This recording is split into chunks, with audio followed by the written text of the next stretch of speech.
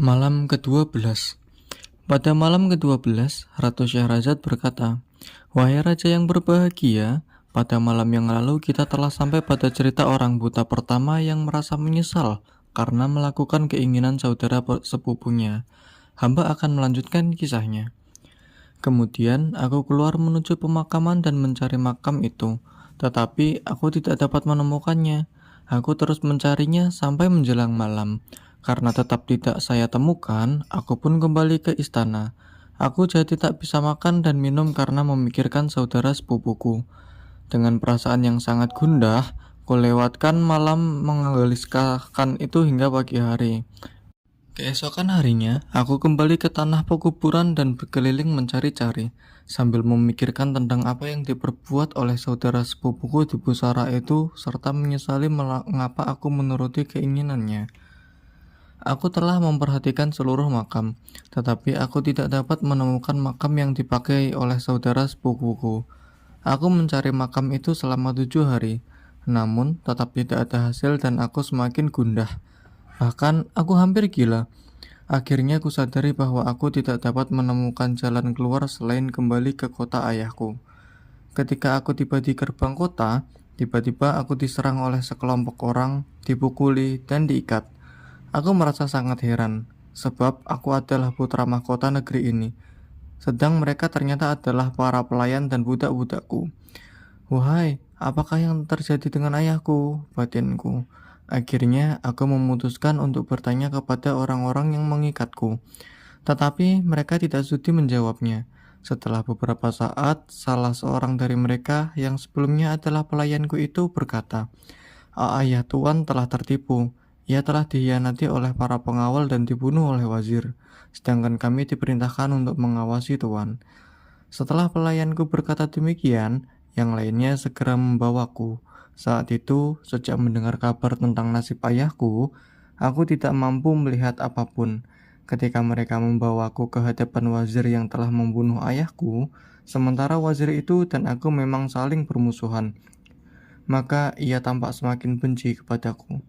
Mengenai sebab permusuhanku dengan sang wazir adalah sebagai berikut. Aku telah menyebabkan kedua matanya buta karena senang bermain ketapel. Suatu hari aku berdiri di atap istana. Karena ada seekor burung hinggap di atas istana, saat itu wazir sedang berada di sana. Rupanya peluru ketapelku tidak mengenai burung itu, tetapi justru menembus sudut mata wazir. Sebab itulah ia dendam kepadaku. Ibarat sebuah syair mengatakan, biarkanlah takdir berbuat apa yang ia kehendaki. Tenangkan hatimu terhadap segala ketentuan ilahi. Jangan gembira terhadap sesuatu, jangan pula bersedih, sebab segala sesuatu tidak ada yang abadi. Kita melangkah sesuai dengan yang telah dituliskan. Setiap orang mesti menjalani kehidupan sesuai garisnya. Orang yang takdirnya ada di suatu negeri, kehidupannya tidak akan berakhir di negeri yang lain. Demikianlah ketika peluru ketapelku mengenai mata wazir, ia tidak bisa berkata apapun, karena ayahku adalah raja di negeri itu. Oleh karenanya, ketika mereka membawaku ke hadapannya, ia memerintahkan untuk memenggal leherku. Apakah engkau hendak membunuh tanpa adanya kesalahan yang telah kulakukan? Tanyaku. Dosa apa yang lebih besar dari ini? Jawab wazir dengan nada marah sambil menunjuk pada kedua matanya. Aku tidak sengaja melakukannya. Jika engkau melakukannya tidak sengaja, maka aku akan melakukannya dengan sengaja. Kemudian ia menusukkan jarinya ke mata kiriku dan mencongkelnya hingga keluar. Maka aku menjadi buta seperti yang engkau lihat saat ini. Kemudian ia mengikatku dan menempatkanku di dalam sebuah peti dan menyerahkannya kepada Algojo. Naiki kudamu, hunus pedangmu dan bawa orang ini keluar kota raja. Bunuhlah ia dan biarkan hewan-hewan buas memakan dagingnya. Titah sang wazir pada Algojo. Algojo itu mengikuti perintah wazir dan membawaku keluar kota raja. Kemudian ia turun dari kudanya, mengeluarkanku dari peti, sementara kedua tanganku dan kakiku tetap terikat. Algojo itu hendak menutup mataku dan membunuhku. Aku meratap dengan sedih atas apa yang telah terjadi pada diriku serta menyitir sebuah syair. Telah kuangkat kalian jadi pelindung yang dapat membentengiku, agar kalian menahan tikaman tombak dan hujaman panah pengkhianat. Tetapi kalian adalah busur panah itu, yang menghujamku dengan penuh kelicikan. Aku sangat berharap mata kananku membantu mata kiriku. Namun, apa daya keduanya tak bisa saling berdekatan. Saudara-saudaraku yang telah kuangkat jadi pelindung, mampu melindungiku. Tetapi agar aku bisa melihat musuhku, tiba-tiba saja panah-panah melesat menusuk jantung. Mereka berkata, "Tenangkan hati, musuh tak akan mengganggu." Mereka jujur dan patuh dan segala titahku yang dijunjung. Tetapi saat nasibku berubah, mereka berbalik hendak membunuhku. Ketika Algojo ayahku itu mendengarkan syairku, ia merasa kasihan kepadaku.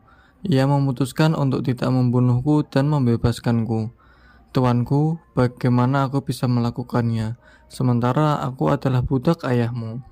Larilah dan jangan kembali ke negeri ini, sebab mereka akan membunuh tuan dan membunuhku sekaligus, kata Algojo itu kepadaku. Aku hampir tidak mempercayai keselamatanku.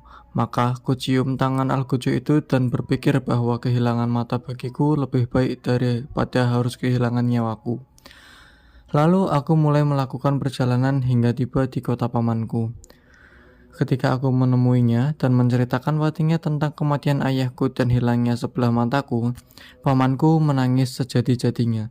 Kemudian setelah ia dapat menguasai diri, "Sungguh keadaanmu menambah beban dukaku, sebab putraku telah menghilang beberapa hari yang lalu, dan aku tidak tahu apa yang terjadi padanya, juga tidak menerima berita apapun tentang dirinya." Pamanku menangis dan aku ikut bersedih hingga jatuh pingsan. Tak beberapa lama kemudian, aku siuman. "Engkau telah bersedih atas putra pamanmu ini, dan aku semakin berduka atas peristiwa yang menimpamu.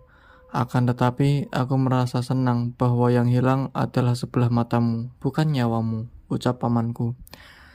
Karena tidak mampu berdiam diri, kuceritakan kepadanya apa yang telah menimpa putranya. Ia menjadi sangat senang. "Tunjukkan padaku di mana makam itu."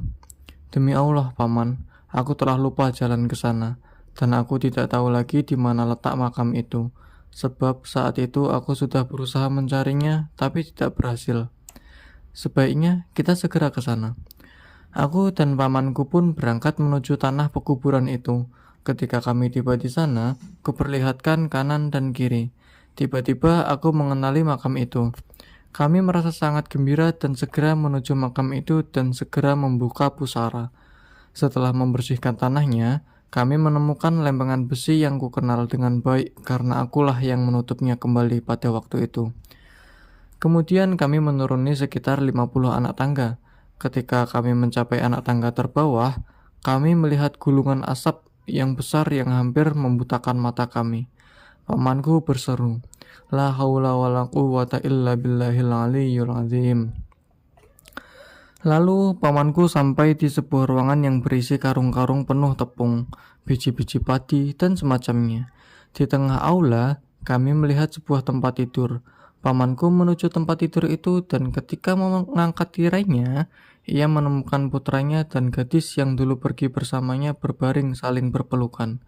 Namun keduanya telah menjadi arang, seakan-akan mereka telah dilempar ke dalam api yang berkobar-kobar. "Inilah hukumanmu di dunia, wahai anak durhaka," ucap pamanku sambil meludahi wajah putranya sendiri. "Di akhirat kelak, hukuman masih menantimu. Hukuman akhirat jauh lebih dahsyat dan lebih lama dari hukuman di dunia." Pagi sudah menjelang, Ratu Syahrazad menghentikan ceritanya.